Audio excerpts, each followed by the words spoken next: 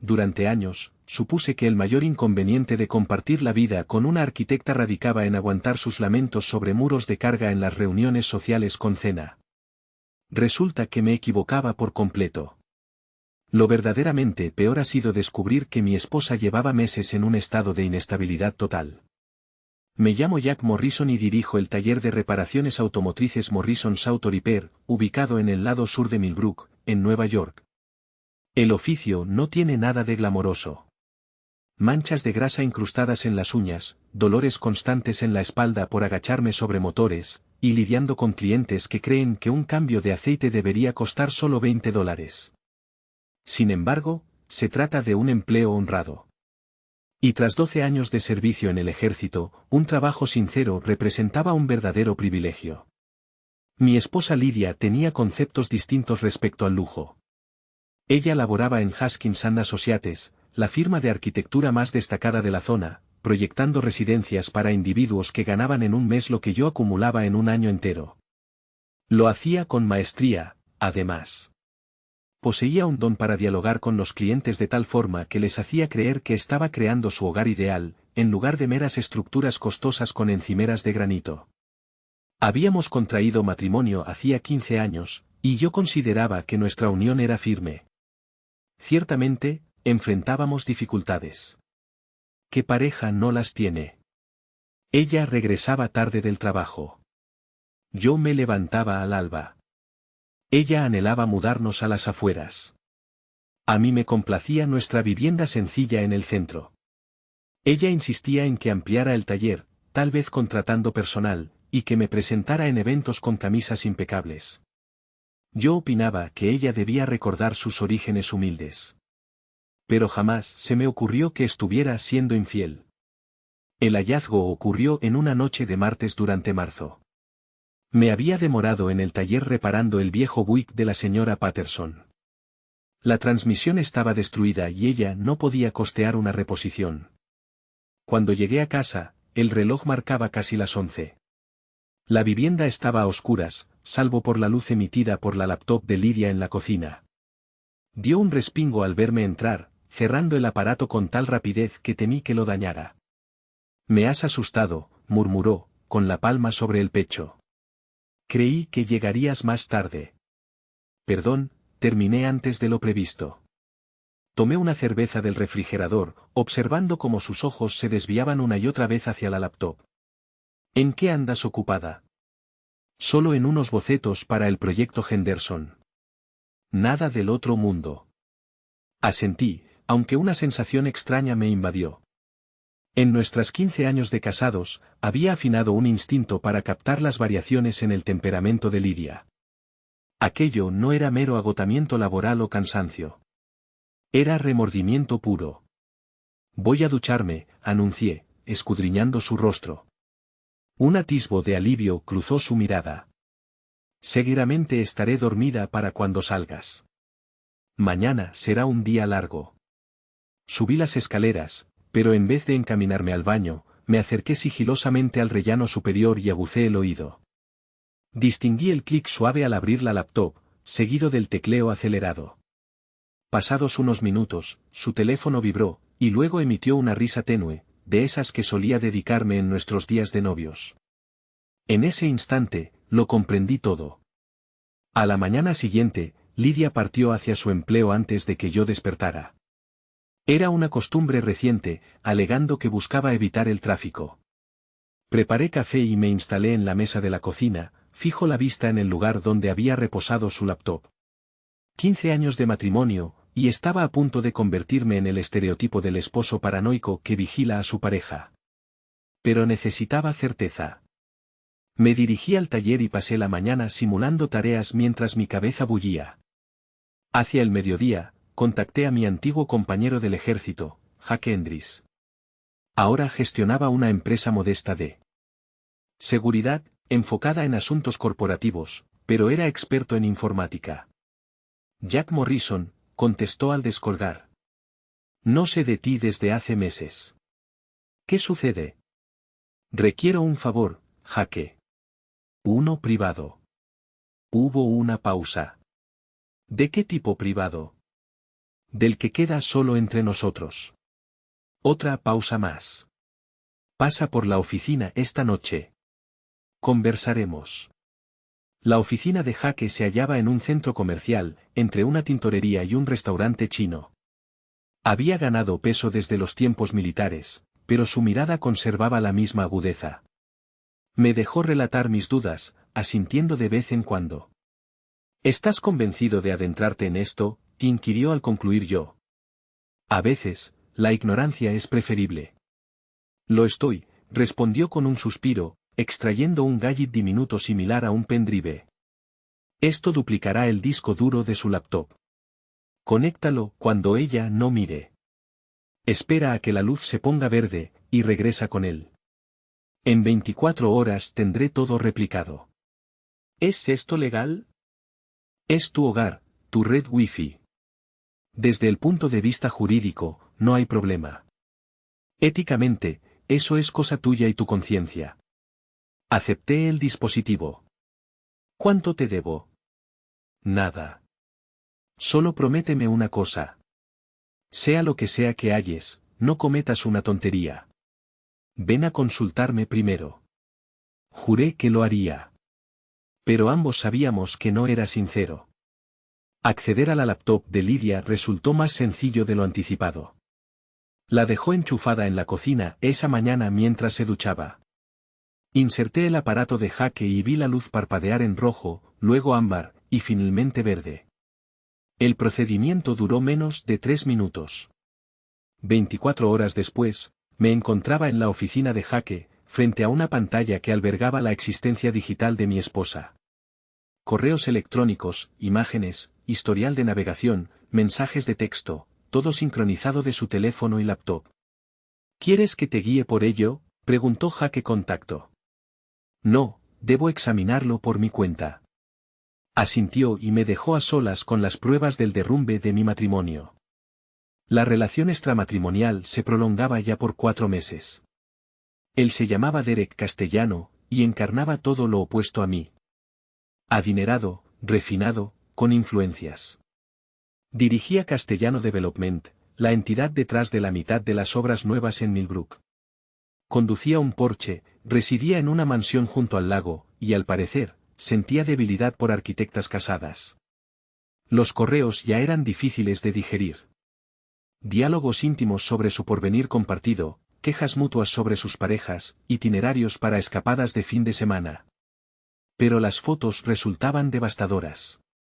Lidia en lencería desconocida para mí. Posturas que jamás me había dedicado, rostros de anhelo que no veía en ella desde hacía años. Lo más doloroso no era la traición en sí. Era la alegría que irradiaba. Navegué por meses de correspondencia, presenciando en vivo la desintegración de mi unión. Derek planeaba abandonar a su esposa Sara tras la graduación de su hija. Lidia solicitaría el divorcio en otoño. Ya habían explorado propiedades en Albany, donde Derek extendía sus operaciones comerciales. Me habían borrado de mi propia existencia, sin que yo lo intuyera siquiera. Jake regresó con café y se sentó en silencio mientras yo asimilaba la magnitud de su engaño. Recibos de hoteles, reservas en restaurantes, hasta una adquisición de joyería, un brazalete de diamantes que nunca vi en Lidia. Lo lamento, Jack, dijo al fin. Sé que no era lo que esperabas descubrir. Cerré la laptop y lo miré. En realidad, es precisamente lo que necesitaba hallar. ¿Qué piensas hacer? Lo meditaré. Pero ya tenía claro mi curso. Les haría pagar por ello. Esa noche, en el salón de mi casa, con una cerveza y un bloc de notas legal, tracé mi venganza. No sería el esposo lastimero suplicando que se quedara. Ni el que enfrenta al rival y termina apaleado. Sería astuto en el proceso. Lidia llegó tarde, como de costumbre, justificándolo con el proyecto Henderson. Besó mi mejilla de forma distraída y subió a ducharse. La observé partir, notando la nueva seguridad en su paso, el tarareo casi inaudible. Estaba contenta, y no por mi causa. Mientras se aseaba, revisé su bolso y localicé el brazalete de diamantes que Derek le obsequió, oculto en una bolsita de terciopelo tras sus tarjetas profesionales. Lo fotografié y restauré todo en su sitio exacto. Durante la semana siguiente, recopilé datos como si orquestara una campaña bélica. Averigüé las rutinas de Derek, sus costumbres, sus vulnerabilidades. Lo seguí hasta su oficina, su gimnasio, su restaurante predilecto. Registré la vigilancia en su residencia, los modelos de sus vehículos, los nombres de su personal. Asimismo, empecé a escrutar a Lidia con atención renovada, no como cónyuge afectuoso, sino como adversaria. Anoté sus falsedades, pretextos, señales reveladoras. Grabé su agenda y la contrasté con la de Derek. Construía un expediente, y al estar preparado, lo expondría ante el tribunal de la opinión pública.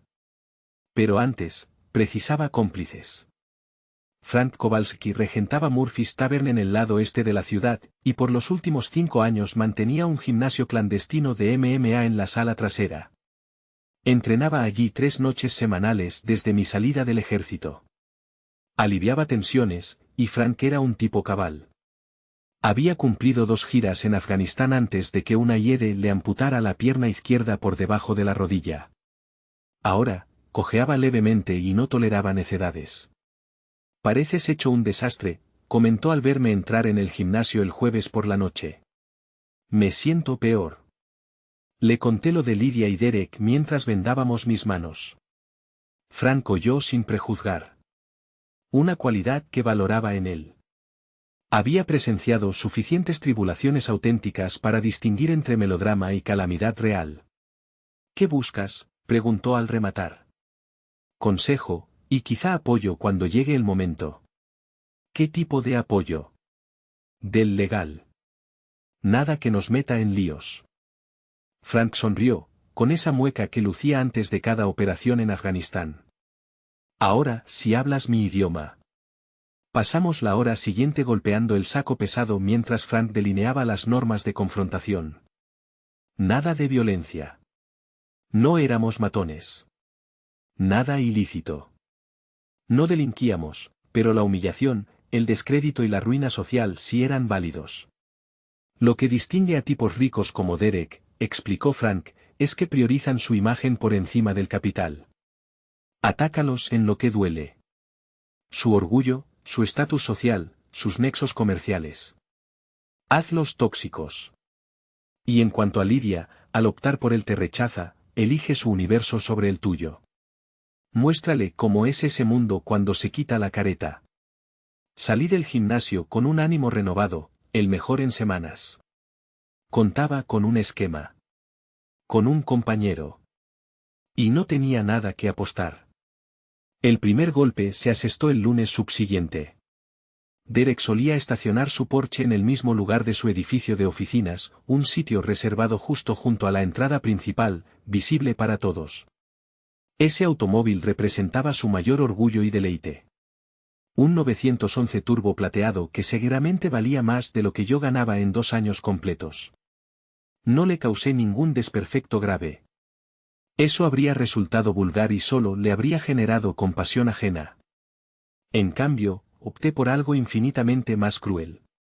Lo convertí en motivo de burla general. Aplicando conocimientos adquiridos durante mi servicio militar y refinados en el taller, logré infiltrarme en el sistema informático del vehículo mediante el puerto de diagnóstico. Los autos contemporáneos no son más que computadoras montadas sobre ruedas. Y si uno domina el tema, es posible reconfigurarlos de formas inesperadas y divertidas. Configuré la bocina para que emitiera un pitido rítmico imitando Shabana Herc cada vez que encendiera el motor. Hice que la radio solo reprodujera música country a volumen máximo. Modifiqué los ajustes del asiento para que variaran al azar mientras conducía. Y como toque final, programé el GPS para que todas las indicaciones se dieran con un marcado acento sureño. Lo genial era que no había nada dañado de verdad. Un mecánico hábil podría corregir todo en 1 hora, pero Derek primero tendría que identificar el problema, luego hallar a alguien de confianza que lo arreglara sin indagar demasiado. Observé desde la acera opuesta cómo descubría mi intervención. La bocina inició su secuencia de pitidos apenas giró la llave, y de inmediato Dolly Parton retumbó a todo volumen ensordecedor. Tanteó los controles de la radio, pero no obedecieron. El asiento se inclinó hacia atrás de golpe, luego hacia adelante, y empezó a vibrar sin control. La gente en el estacionamiento comenzó a mirar, después a carcajearse. El rostro de Dererick enrojeció mientras forcejeaba por conservar la compostura frente a un auto que aparentaba estar embrujado. Al fin, apagó el motor y descendió, ajustándose la corbata como si nada ocurriera. Sin embargo, noté la furia en la tensión de sus hombros, la vergüenza en sus gestos rápidos y espasmódicos. Había captado el aviso, aunque ignorara al remitente. Esa noche, me quedé trabajando hasta tarde en el taller cuando sonó el teléfono de Lidia. Jack, ¿supiste lo del auto de Derek Castellano? ¿Quién? El promotor inmobiliario. Su vehículo enloqueció hoy frente a su oficina. Todo el mundo lo comenta. ¿En serio? Parece un fallo informático. Esos modelos lujosos solo traen complicaciones. Es tan extraño. Como si alguien le hubiera gastado una broma pesada. Tal vez tenga rivales. Los adinerados siempre los acumulan. Hubo un silencio breve. Posiblemente. De todos modos, llegaré tarde a casa esta noche. El proyecto Henderson va con retraso. Claro, no hay problema. Dejo la cena en la nevera. Una vez colgó, sonreí por primera vez en semanas enteras.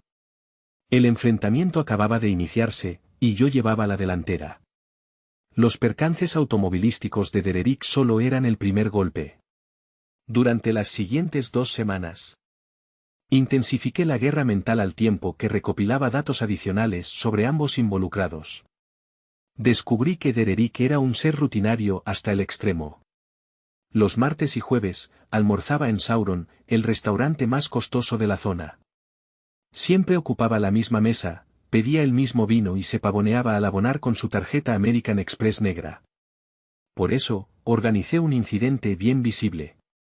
Bajo un alias falso y con una tarjeta de crédito prepagada, solicité la entrega de 5 docenas de rosas a su mesa en pleno almuerzo, acompañadas de una nota que decía, «Gracias por anoche. Ansío verte pronto. Con amor, Stephanie». Me aseguré de que llegaran puntualmente a las 12:30, cuando el local bullía con la élite empresarial local. La esposa de Dererick se llamaba Susan, no Stephanie. Su secretaria era Jennifer. La única Stephanie cercana era la hija de 22 años de su socio en los negocios, quien laboraba como recepcionista en su empresa. Desde el bar, vi cómo llegaban las flores. El semblante de Dererick palideció, enrojeció y volvió a palidecer. Intentó rechazar el envío, pero el repartidor insistió. Debía firmar el recibo. Todo el restaurante presenció cómo Dererick recibía 5 docenas de rosas de una dama misteriosa llamada Stephanie. Su acompañante en el almuerzo, un inversor potencial de Albany, mostró desconcierto y malestar. Los demás comensales murmuraron y señalaron con disimulo. Dererick guardó la tarjeta en el bolsillo e intentó proseguir la reunión, pero el impacto ya estaba infligido. En menos de una hora, medio pueblo sabría que Derek Castellano recibía misivas románticas de alguien llamada Stephanie. Lo admirable radicaba en la duda que sembraba. Derek dedicaría días a desentrañar quién enviaba las flores y con qué fin. Sospecharía de competidores comerciales, empleados resentidos, quizá hasta de las amistades de su esposa. El temor lo carcomería, lo pondría nervioso y desconfiado. Mientras tanto, me ocupaba de Lidia. Inicié con gestos menores, desplazando objetos en la vivienda lo justo para que cuestionara su propia memoria. Su taza de café en el armario equivocado, las llaves en el bolsillo incorrecto del bolso, su bolígrafo preferido ausente del maletín. Nada drástico, nada demostrable, solo suficiente para generar una inquietud sutil y persistente. Además, empecé a erosionar su seguridad laboral de forma discreta. Sabía por sus correos que dudaba de sí misma respecto al proyecto Henderson, temiendo estar desbordada. Así que, de manera anónima, envié a su jefe, Richard Haskins, ciertas inquietudes sobre la solidez estructural del proyecto, presuntamente de un vecino alarmado que había revisado los planos. Las objeciones eran válidas en lo técnico, aunque simples de resolver.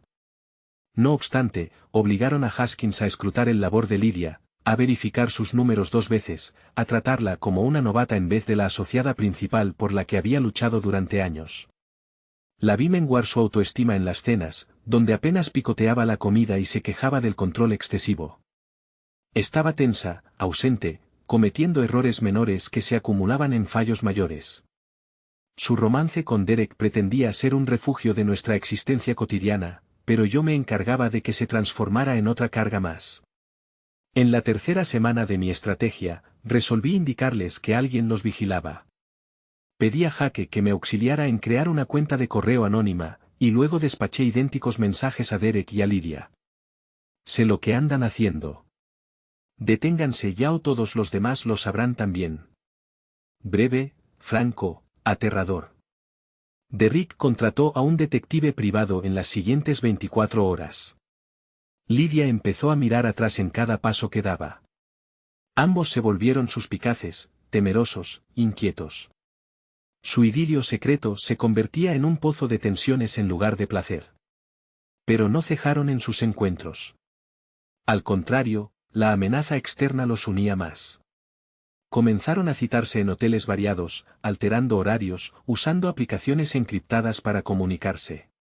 Creían ser astutos, pero en realidad me facilitaban la tarea, pues ahora aparentaban culpabilidad aun en su ausencia mutua. La esposa de Derrick, Susan, inició interrogatorios sobre su conducta impredecible. Los colegas de Lydia notaron su dispersión y nerviosismo. Amigos y parientes empezaron a intuir problemas, sin precisar cuáles. Yo los aislaba paulatinamente, los hacía recíprocamente dependientes, los apartaba de sus redes de apoyo. Cuando al fin expusiera la realidad, no tendrían escapatoria ni aliados.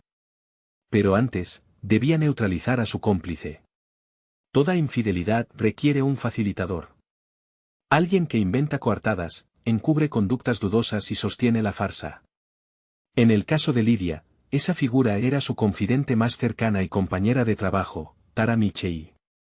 Tara era arquitecta junior en Haskins & Associates, 5 años menor que Lydia y soltera por decisión propia.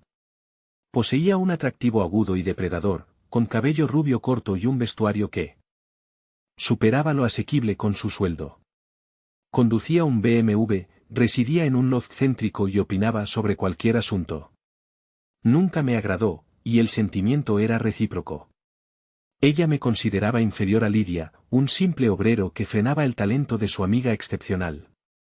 Durante años, antes de que Derek apareciera, Tara había instado a Lydia a abandonarme. De los correos de Lydia supe que Tara iba más allá de la amistad. Era la artífice de la aventura. La había presentado a Derrick en un evento benéfico, fomentado su primer café juntos y suministrado excusas para sus citas posteriores. Cuando Lydia se sentía culpable, Tara le recordaba que merecía la dicha. Cuando Lydia temía ser descubierta, Tara la tranquilizaba afirmando que yo era demasiado despistado para percatarme. Tara no solo toleraba la infidelidad, sino que deseaba ardientemente el colapso de mi unión. Por ello, decidí otorgarle un lugar privilegiado en el derrumbe. Comencé indagando sus propios enigmas, y no tardé en hallarlos. Mantenía un romance propio con Richard Haskins, su jefe casado. Esa conexión aclaraba su opulento modo de vida y sus ascensos veloces. También me brindaba un punto de apoyo. Inicié con presiones veladas. Notas anónimas depositadas en el parabrisas de su auto. ¿Sabe la señora Haskins? Fotografías de ella y Haskins accediendo a un hotel, enviadas por correo a su domicilio sin remitente.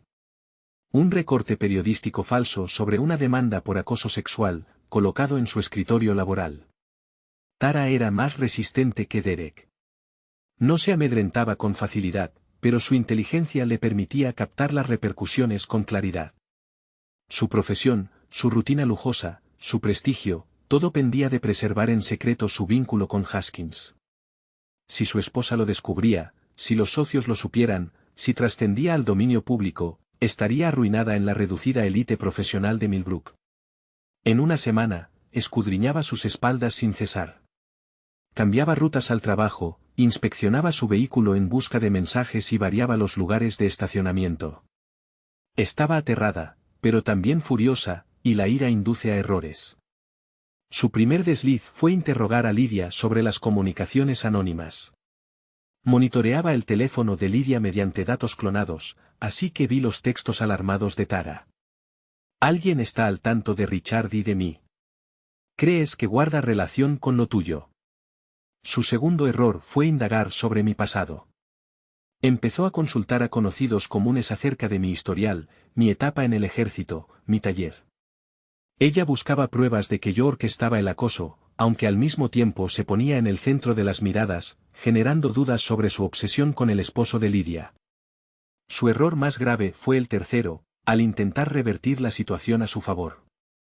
Una noche de viernes, mientras yo terminaba el trabajo en el taller, apareció de improviso. Llevaba un vestido negro corto, tacones altos y un maquillaje impecable. Se veía atractiva y era consciente de ello. «Hola, Jack», murmuró, apoyándose en el marco de la puerta como si posara para una sesión fotográfica. «Siempre tan dedicado al trabajo. ¿Qué te trae por esta zona?» «Quería charlar contigo sobre Lidia». Dejé la llave inglesa sobre la mesa y le presté toda mi atención. «¿Qué pasa con ella?» «Últimamente se muestra tensa, ausente. Me inquieta. La presión laboral. Sucede a menudo». Tara se acercó más, y su fragancia se entremezcló con el aroma a aceite de motor y metal. «Creo que va más allá de eso. Sospecho que no es feliz en casa». ¿Es eso tu diagnóstico profesional, doctora Michei? Es mi visión como su amiga. Merece algo superior, Jack. Alguien que la valore de verdad, que le ofrezca la existencia que anhela. ¿Y ya tienes a un candidato en mente? Quizás sí. Ahora estaba tan cerca que distinguí el brillo calculador en su mirada. Imaginaba que podría tentarme, fabricar un escenario que justificara moralmente la infidelidad de Lidia. Si yo caía con su mejor amiga, Lidia pasaría a ser la perjudicada en lugar de la culpable. Era un esquema astuto, lástima que no surtiera efecto. «Tara», respondí, retrocediendo un paso, «creo que lo mejor es que te vayas». «¿Por qué? ¿Temes que lo pases bien?» «Temo que haga algo de lo que ambos nos arrepintamos». Sonrió como si hubiera logrado un triunfo. «Piénsalo, Jack. Reflexiona sobre lo que te estás perdiendo». Una vez que se marchó, me acomodé en mi oficina y anoté su intento de seducción en el expediente que iba acumulando. Me acababa de entregar otra herramienta, sin percatarse siquiera. Sin embargo, su visita ratificó mis presunciones. Estaban acorralados. La tensión mental surtía impacto, y empezaban a cometer fallos graves. Llegaba el momento de avanzar al siguiente paso. El enfrentamiento ocurrió una mañana de sábado en mayo, de manera imprevista. Tomaba un café en la taberna de Murphy junto a Frank cuando entró Dererick acompañado de dos conocidos del pueblo, su abogado Tom Bradley y su socio en los negocios Mike Russo. Se instalaron en una mesa al fondo, suponiendo que tendrían privacidad. Pero el local no era tan amplio. Y mi oído era agudo. «Alguien me está atacando», declaraba Derek con la voz cargada de irritación. «El auto, las flores, los correos anónimos, es un hostigamiento metódico». «¿Alguna pista sobre el culpable?», interrogó Bradley. «Tengo mis ideas». Fue entonces cuando los ojos de Dererick se cruzaron con los míos desde el otro lado del salón. Nos miramos fijamente por un instante prolongado, y vi cómo la comprensión iluminaba su expresión. Había atado cabos, o al menos creía haberlo hecho. Se levantó y se aproximó a nuestra mesa, con su abogado y su socio siguiéndolo como sombras. De cerca, Derek encajaba con la imagen de las fotografías, alto, elegante, seguro de sí. Poseía esa aura que atraía las miradas, la autoridad innata que otorgan el dinero y los logros. «Jack Morrison», pronunció, ofreciendo su mano como si nos reuniéramos en un club exclusivo. «No creo que nos hayamos presentado oficialmente». «Derek Castellano». Le estreché la mano, notando la suavidad de su palma y las uñas perfectamente cuidadas. Sé quién eres. Seguro que sí, igual que yo sé quién eres tú. Frank se removió en su asiento, preparado para mediar si era necesario. Los demás clientes del bar habían enmudecido, percibiendo la electricidad en el aire. ¿Hay algo que quieras decirme, Derek? De hecho, sí. Apartó una silla y se sentó sin invitación, con su séquito flanqueándolo como escoltas. Pienso que debemos discutir sobre el acoso. ¿Acoso? Alguien ha estado jugándome malas pasadas, manipulando mi vehículo, enviando flores a mi oficina, dejando mensajes intimidatorios, el tipo de cosas que haría un esposo celoso. Di un sorbo a mi café, prolongando el mutismo. Parece que acumulas rivales. Solo tengo un enemigo, y está justo enfrente de mí. El bar se sumió en un silencio total. Hasta el barman había pausado sus movimientos, observando nuestra mesa como si fuera un ring de boxeo. Eso es una imputación grave, comenté. ¿Tienes evidencias? La mandíbula de Dererick se tensó. No requiero pruebas. Lo sé. Saber y demostrar son conceptos distintos. Deberías consultarlo con tu abogado. Bradley se inclinó hacia adelante. Señor Morrison, si usted está detrás de los sucesos que mi cliente ha mencionado, podría enfrentar cargos penales. Acoso, seguimiento, daños a la propiedad. ¿Qué daños a la propiedad? Lo interrumpí. ¿Ha sufrido algún deterioro real? El abogado vaciló, cayendo en la celada. Bueno, no, pero entonces, ¿qué delito se ha producido? Remitir flores. Eso no es ilícito. Tampoco lo es averías en el coche o mails sin remitente. Molesto, quizá, pero no delictivo. Dererick golpeó la mesa con la palma, haciendo saltar las tazas de café. Basta de tonterías, Morrison. Ambos sabemos de qué se trata. Ilumíname. Se trata de tu esposa. Las palabras flotaron en el ambiente como un reto. La mano de Frank se posó en el borde de la mesa, lista para reaccionar. Los otros parroquianos contuvieron la respiración. ¿Qué hay de mi esposa?, pregunté con serenidad. Es una mujer hermosa e inteligente que merece más que un mecánico con problemas de control de ira. Eso provocó una respuesta en Frank, que inició el gesto de levantarse, pero lo detuve con un gesto. Tienes razón, admití. Es hermosa e inteligente, y es mi esposa, lo que me hace cuestionar por qué te preocupas tanto por su bien. El rostro de Dererick enrojeció. Tal vez porque alguien debe velar por ella. Y te has autodesignado para ese rol. Asentí despacio, como sopesando sus palabras. Dime una cosa, Derek.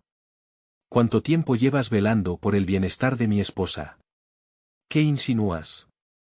Me refiero a cuando surgió esta preocupación por su situación. El mes pasado, hace 3 meses, 6. El color abandonó el semblante de Dererick al captar la insinuación. Su abogado le sujetó el brazo, intentando apartarlo del precipicio, pero Dererick estaba demasiado furioso para razonar. Tu esposa no está contenta, afirmó. Lleva años insatisfecha. Merece un hombre que la aprecie, que le brinde la vida que desea. ¿Un hombre como tú? Sí, como yo. La confesión quedó suspendida entre nosotros como un arma humeante. Dererick acababa de admitir delante de testigos, incluido su propio letrado, que perseguía a la esposa de otro. Me incorporé con lentitud, observando cómo Dererick se ponía en guardia, anticipando un golpe. Pero no iba a agredirlo. Eso me convertiría en el antagonista, el esposo posesivo incapaz de dominar su temperamento. En cambio, sonreí. Derek, dije con volumen suficiente para que todo el bar oyera, si mi esposa desea abandonarme por un hombre superior, es su decisión. Pero si opta por ti, eso solo evidencia cuán equivocado es su criterio. Dejé un billete de $10 sobre la mesa y me dirigí a la salida. Frank me siguió, no sin antes lanzar a Derek y sus acompañantes una mirada que auguraba repercusiones futuras. Afuera, Frank rebosaba de energía contenida. Eso requirió valor, comentó. Pero, entiendes lo que acabas de provocar, ¿verdad? Le obligué a confesar la aventura ante testigos. También declaraste una guerra abierta. Miré hacia atrás, al bar donde Dererick y sus aliados mantenían una discusión acalorada. La guerra inició hace meses, Frank. Solo la hice oficial. La noticia del altercado en la taberna de Murphy se propagó por Millbrook como un incendio forestal. En un pueblo de 30,000 habitantes, un choque público entre un promotor adinerado y un mecánico local era el chisme principal, aunque jamás llegara a los periódicos reales. Para el lunes por la mañana, recibía llamadas de amigos y clientes que habían captado versiones distorsionadas del relato. Unos me respaldaban, otros indagaban, y algunos se preocupaban por mi equilibrio emocional, pero todos buscaban lo mismo. Era cierto lo de Lydia y Derek. No afirmé ni negué nada. Solo escuchaba, emitía respuestas vagas y permitía que cada uno sacara sus deducciones. El encanto de los rumores en un pueblo chico radica en que adquieren autonomía. La gente completa los vacíos con sus prejuicios, exagerando la historia por encima de la realidad. Pero no todos me apoyaban. La primera desilusión provino de mi amigo más antiguo en el lugar, Steve Patterson. Nos conocíamos desde la secundaria, habíamos sido padrinos en las bodas mutuas y manteníamos una amistad de más de 20 años. Steve laboraba en el banco y siempre había sido el tipo precavido y conciliador, aquel que esquivaba los roces y procuraba entender las dos caras de cada asunto. Me telefoneó el martes por la mañana, con un tono prudente y equilibrado. Jack, tenemos que conversar sobre eso de la taberna de Murphy y sobre los comentarios que circulan. ¿Qué comentarios? Que estás acosando a Derek Castellano. Que lo sigues a él y a Lydia.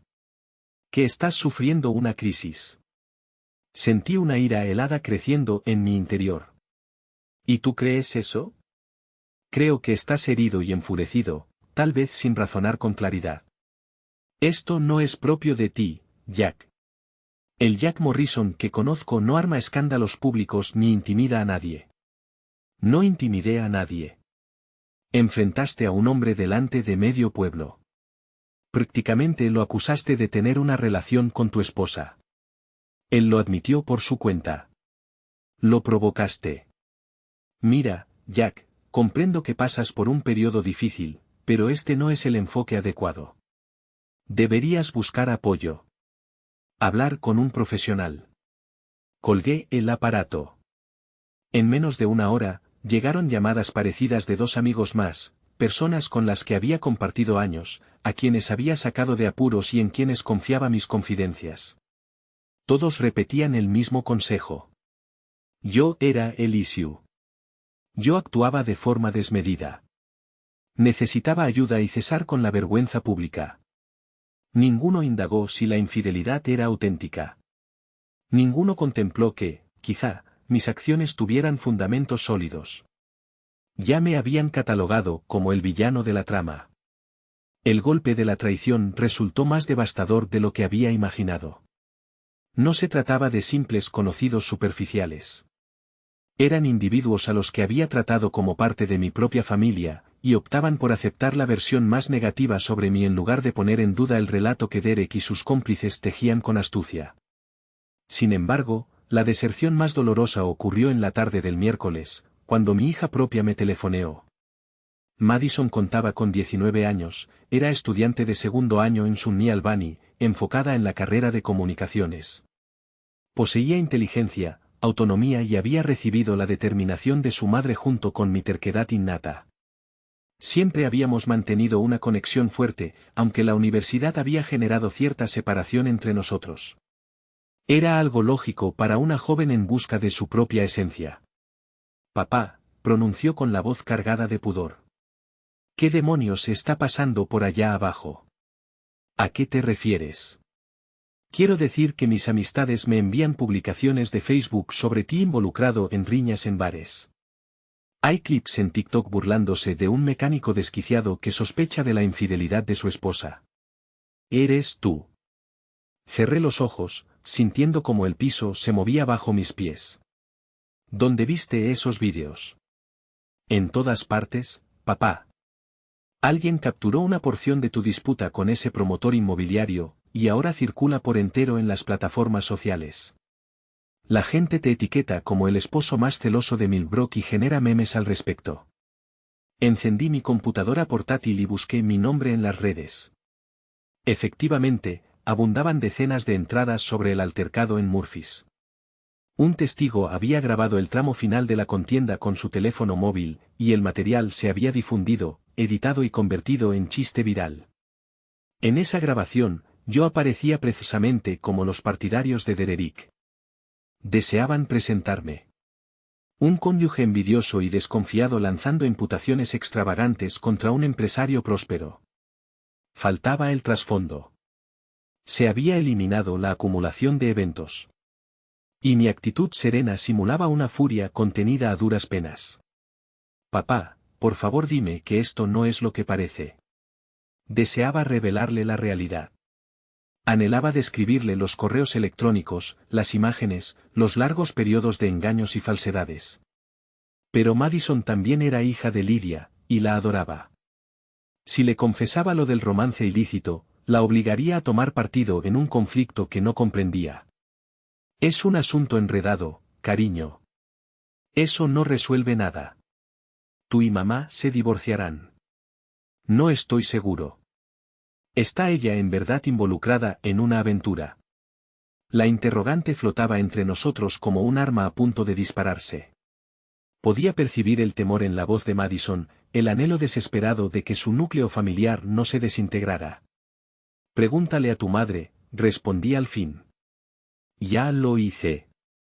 Afirma que estás atravesando una crisis de mediana edad, que eres suspicaz y envidioso, inventando relatos. Dice que le preocupa tu equilibrio mental. Naturalmente, eso diría. Lydia era lo bastante astuta para adelantarse al discurso y colocarse como la perjudicada por las alucinaciones de su esposo inestable. Seguramente ya consultaba con un abogado de divorcios, armando un expediente de maltrato emocional e inestabilidad psicológica. Papá, me estás asustando. Solo dime que estás bien. Estoy bien, Madison. Te lo aseguro. Pero las cosas se pondrán turbulentas por un tiempo, y requiero que te mantengas al margen. Concéntrate en tus estudios. Cree que manejo la situación y recuerda que te quiero sin importar los resultados. Yo también te quiero, papá, pero por favor, no cometas ninguna tontería. Tras colgar, me quedé en mi hogar vacío evaluando mi panorama. Mis compañeros me habían dejado atrás. Mi hija se avergonzaba de mí. Mi esposa operaba en mi contra de forma deliberada. Y gracias a las redes sociales, me convertía en el hazmerreír de toda la zona. Dererick había orquestado esto con maestría. Provocándome a un enfrentamiento público, me había hecho ver como el instigador. Presentándose como blanco de acoso, había cosechado compasión y respaldo.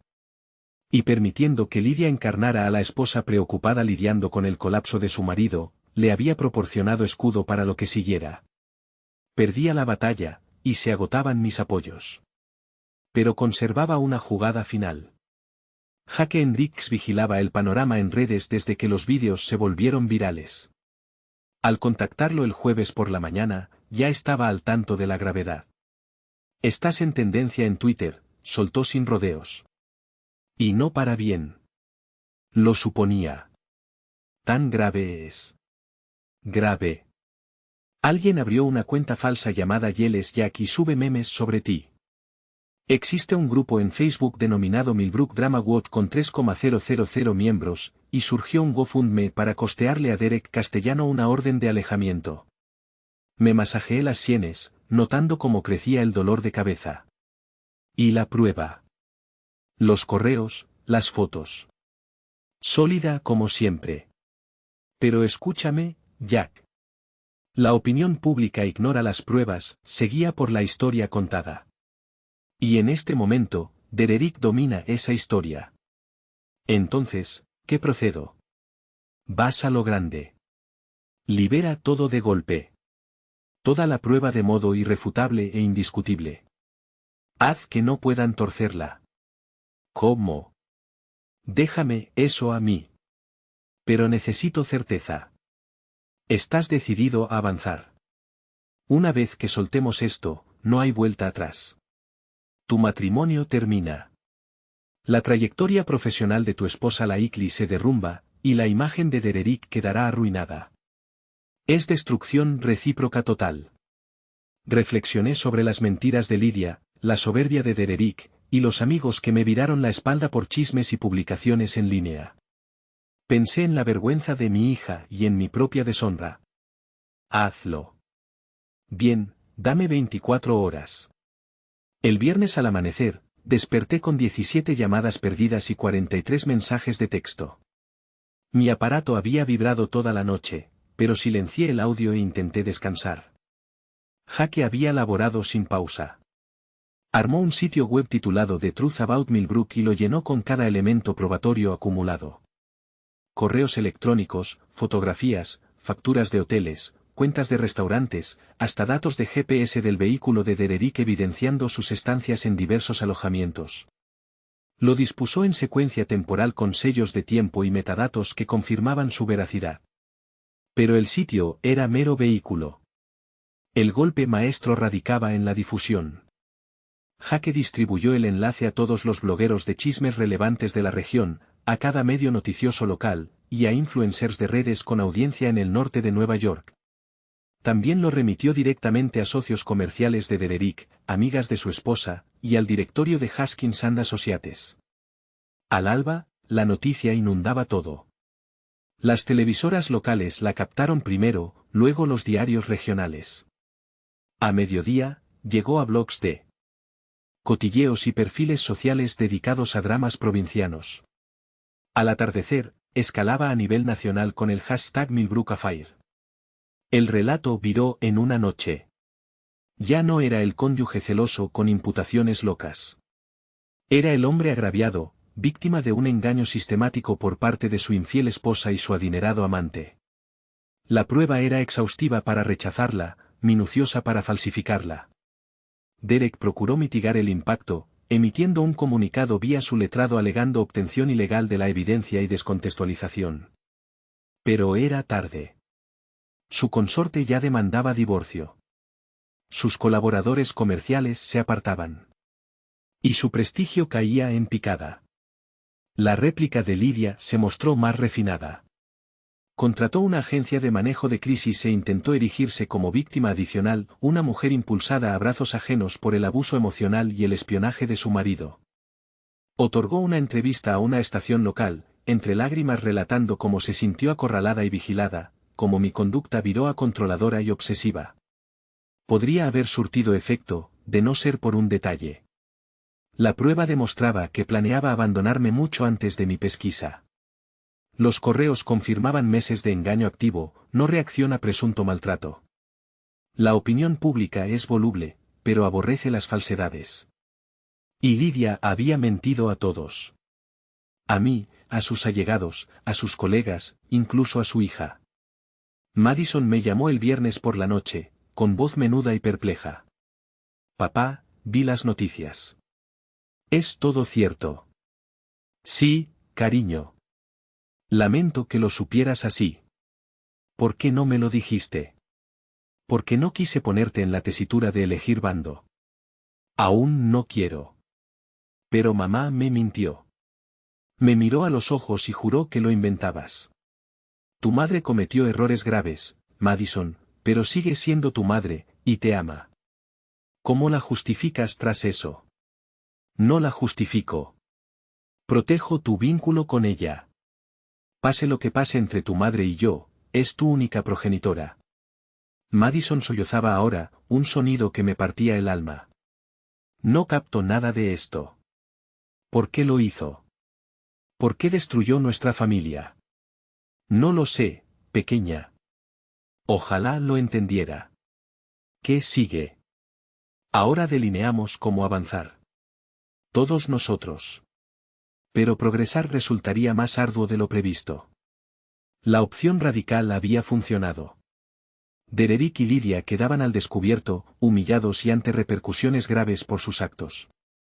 Pero las secuelas tocaban a cuantos orbitaban alrededor, incluidos seres queridos. La revelación no solo pulverizó mi unión.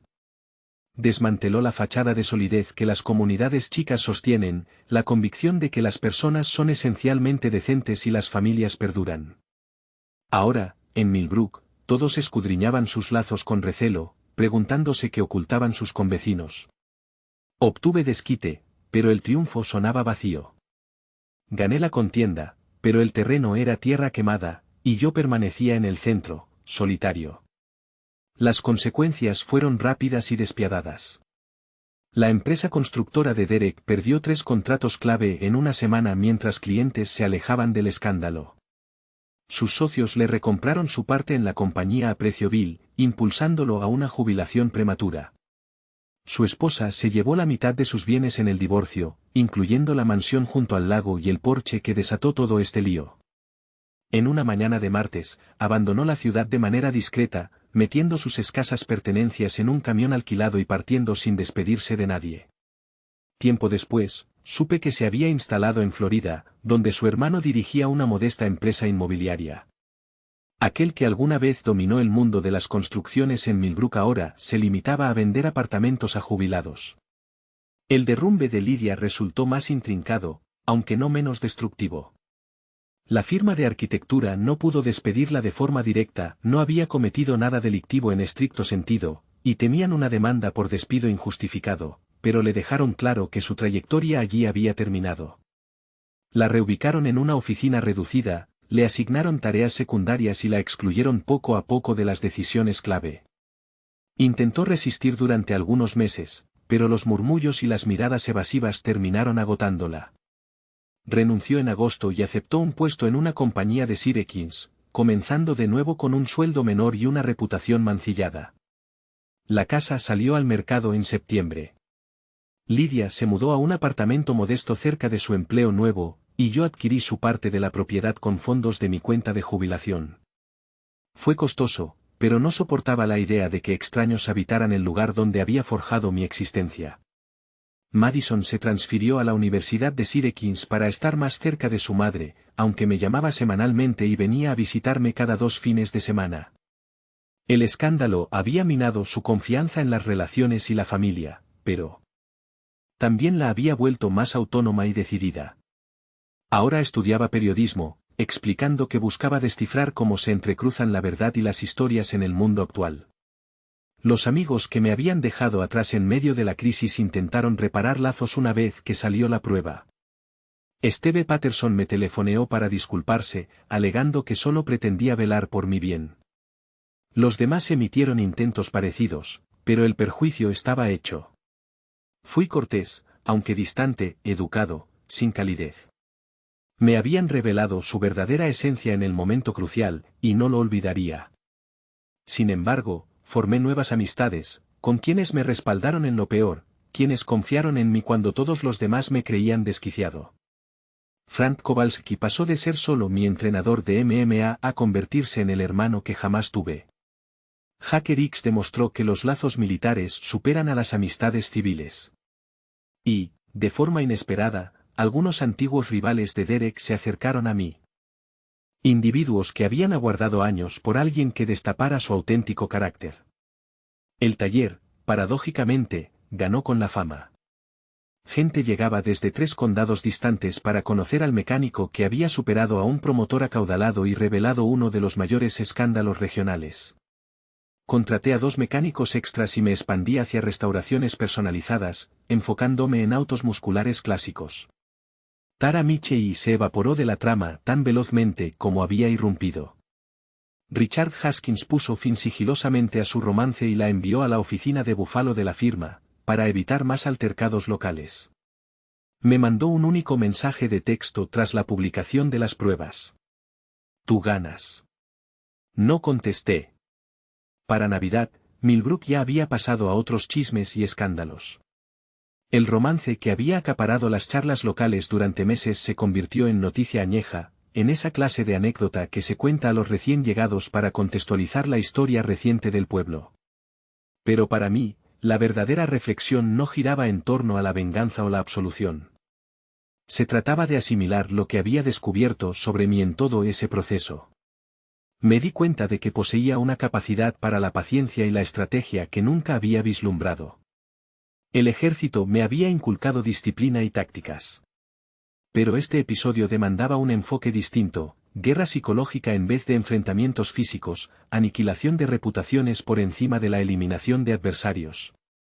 También averigüé que era más implacable de lo que jamás supuse. Acorralado al límite, no solo me defendí. Desmantelé sistemáticamente las vidas de mis enemigos con una exactitud que me dejó atónito. Fue una revelación inquietante sobre mi potencial para una revancha meticulosa. Sobre todo, comprendí que triunfar no siempre equivale a prosperar. Obtuve todo lo que buscaba. Derek estaba arruinado. Lidia desenmascarada, y mi nombre limpio. Pero esa conquista me cobró el matrimonio, la familia y la fe en las personas que más apreciaba. ¿Valió la pena? Me lo preguntaba cada noche, solo en mi casa vacía, bebiendo cerveza frente al televisor con las noticias. Había optado por la verdad ante la tranquilidad, la justicia por el perdón, la retaliación por la reconciliación. Esas decisiones generaron ecos que se extendieron más allá de mis planes iniciales. Pero no podía decir con sinceridad que las lamentaba. Derek y Lidia eligieron primero, dispuestos a arrasar con mi vida para resguardar su secreto. Yo solo me negué a ser su presa. La interrogante genuina no era si había actuado correctamente. Era qué tipo de persona había surgido de aquello, y si podría convivir con él el resto de mis días. La primavera llegó pronto a Millbrook al año siguiente, trayendo una frescura que no experimentaba en décadas. El taller bullía de actividad como nunca. Mi vínculo con Madison se había robustecido, y hallé una paz en la soledad que me tomó por sorpresa. No salía con nadie, ni siquiera lo consideraba. La vivencia con Lidia me había vuelto cauto para entregar mi corazón de nuevo. Pero estaba satisfecho de un modo que no lo había sido en los últimos años de matrimonio, cuando forcejeaba por sostener algo irremediablemente fracturado. Frank me instaba a reintegrarme al mundo, presentándome mujeres solteras en el gimnasio o el bar, pero no estaba preparado. Tal vez nunca lo estaría. Ciertas traiciones hieren tan hondo que alteran tu visión esencial de la naturaleza humana, y yo aún digería lo que había aprendido de los más cercanos. El epílogo legal se cerró en marzo.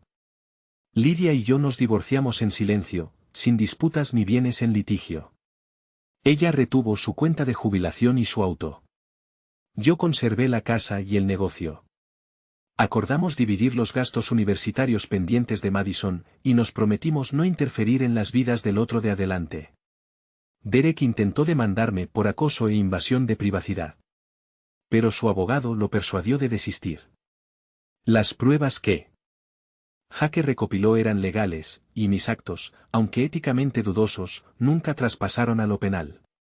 La reputación de Derek ya estaba hecha trizas. Un juicio público solo agravaría su situación.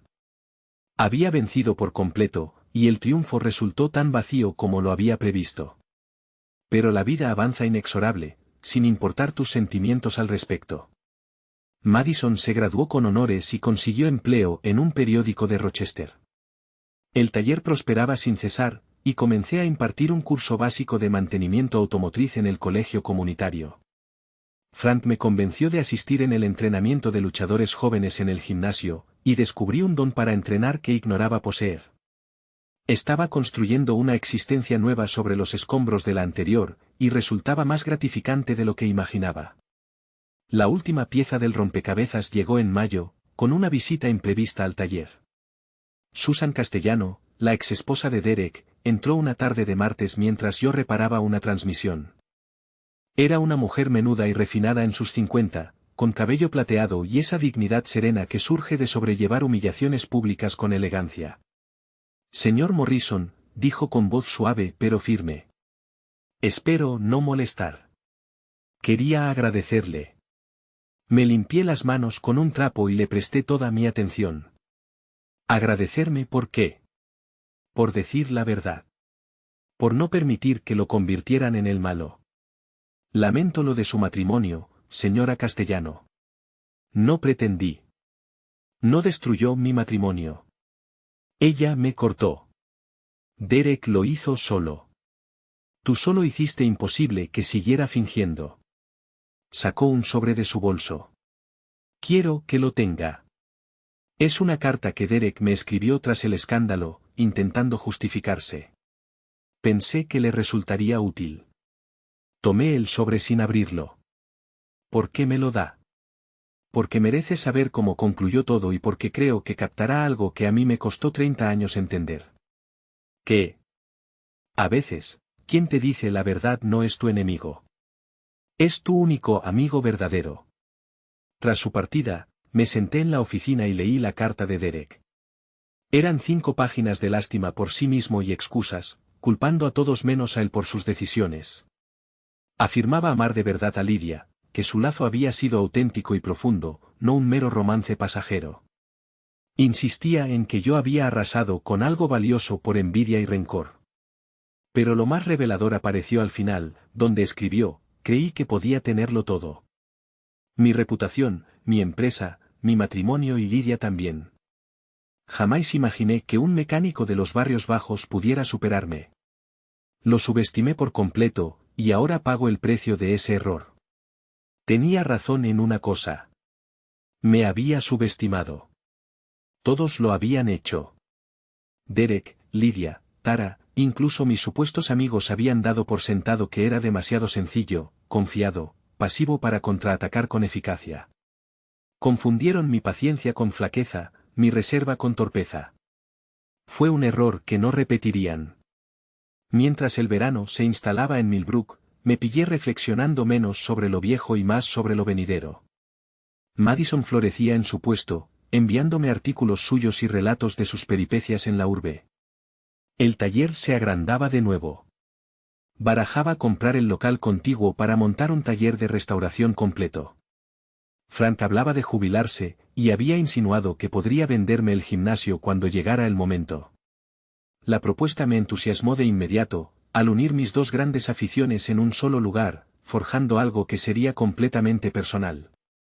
Con 43 años, soltero y reiniciando mi existencia, la mayoría lo consideraría un desastre, fruto de un matrimonio fallido y una trayectoria desviada por la traición. Sin embargo, yo lo percibía como una posibilidad, un momento para edificar algo renovado y superior sobre el cimiento de una experiencia arduamente adquirida. Había descubierto que poseía una fortaleza insospechada, una astucia mayor a la que imaginaba y una determinación implacable que nunca había previsto. Tales rasgos no siempre resultaban loables, aunque resultaban prácticos. Y en un entorno donde las personas mienten, engañan y traicionan a quienes más aman, las cualidades prácticas superaban en valor a las meramente admirables. El teléfono sonó, rompiendo mi reflexión. Se trataba de un cliente prospectivo que consultaba por un proyecto de restauración, un 1969 Camaro SS que había reposado en un granero durante 20 años. El propietario deseaba revivirlo, elevándolo por encima de su estado original. Tráelo, le respondí. Mi expertise radica en las resurrecciones. 2 años después, laboraba hasta tarde en el taller cuando un vehículo se detuvo afuera. Eran casi las 10 y no aguardaba visitas. Tomé una llave inglesa, un reflejo de mis días en el ejército, y me acerqué a la entrada principal. El auto era de alquiler, y la mujer que descendía era Lidia. Lucía transformada, más delgada, exhausta, con surcos en torno a los ojos que no existían en nuestra época de casados. El triunfo en Sire Kings parecía haber cobrado su precio, y ella lo saldaba con tensión y fatiga. «Hola, Jack», murmuró, posicionada con torpeza junto a su coche, como si dudara de su bienvenida. «Lidia, ¿qué te trae por aquí?» «La fiesta de graduación de Madison es mañana. Pensé que podíamos conversar antes, disipar tensiones». «¿Qué hay que disipar?» «Estamos divorciados. Tú sigues tu camino. Yo el mío». «Lo sé, pero compartiremos espacios indefinidamente por Madison. Y creí que hallaríamos una forma de mantener la cortesía». Pensé en ordenarle que se marchara, en afirmar que no teníamos nada que intercambiar, pero la intriga superó al resentimiento. «Pasa, café, por favor». Nos acomodamos en mi oficina, sorbiendo café y eludiendo miradas como extraños unidos por la adversidad, lo cual probablemente describía nuestra situación exacta. «Te ves bien», comentó al fin. «Saludable, sereno». «Lo estoy». «Me alegra». «Estuve ansiosa por ti un tiempo». «¿De veras? ¿O temías que haría a continuación?» Se estremeció ante la franqueza. «Ambas cosas, supongo». «Me asustaste, Jack». «El que reveló lo de Derrick y yo. No era el hombre con quien me casé». «No, no lo era. El que conociste en Murphys había aprendido la lección». «Me lo merecí». «Todo eso, imagino». «Pero dolió igual». «Debía doler». Ese era el objetivo. Permanecimos callados un instante, con el peso de nuestro pasado común saturando el ambiente entre nosotros. ¿Alguna vez lo lamentas?, inquirió. ¿Cómo manejaste el asunto? ¿Arrepientes el romance? Sí, no por ser descubierta, sino por el costo, nuestro matrimonio, la familia, la confianza de Madison en las uniones. Derek no valía tanto. Entonces, ¿por qué lo hiciste? Guardó silencio prolongado, contemplando su taza como si contuviera las respuestas buscadas. Porque me aburría, admitió por último. Sentía que me desvanecía en nuestra rutina, en la vida, en las expectativas. Derek me hizo sentir vital, relevante, anhelada. Fue egoísta e insensato, pero en ese instante pareció esencial. Y ahora comprendo que sentirte viva y estarlo son conceptos distintos. Me obsesioné con lo que creía ausente y demolí lo que realmente poseía. Fue lo más próximo a una disculpa sincera que obtuve de ella. Y probablemente lo más cercano que lograría. Lo siento, Jack, por todo. No merecías lo que te infligí. No, no lo merecía. Pero lo superé. Ambas lo hicimos. Lo hicimos. A veces siento que sigo abonando esas decisiones. Intentando reconstruir lo que arruiné. Eso es lo de las repercusiones, Lydia. No caducan. Asintió, reconociendo su veracidad. Madison te ve como un héroe. Por cómo contraatacaste. Por rechazar ser víctima. Está orgullosa de ti. Debería enorgullecerse de sí misma. Manejo este lío mejor que cualquiera de nosotros. Así es. Es más fuerte que tú o yo, creo. Lydia apuró su café y se levantó. Debo irme. Solo quería expresar mi arrepentimiento y desear que podamos tratarnos con decencia de ahora en adelante. Por Madison, seremos decentes, pero no amigos. Lo sé. No lo esperaría. Caminó hacia la puerta y se giró. Por lo que valga, creo que estás mejor sin mí. El hombre en que te convertiste, podría haberlo amado. Pero fui demasiado egoísta para valorar lo que tenía. Tras su partida, me quedé en la oficina meditando sobre el perdón, la redención y el costo de la honestidad. La disculpa de Lydia no alteraba nada. El ayer seguía siendo ayer, el daño persistía, pero ofrecía un cierre que ignoraba necesitar. Al día siguiente, Madison se graduó summa cum laude en la Universidad de Syracuse. Lydia y yo ocupamos lados opuestos del auditorio, pero logramos cortesía en la recepción posterior. Hasta posamos para fotos por Madison. Al ver a nuestra hija recibir su diploma, experimenté un orgullo libre de venganza o justificación.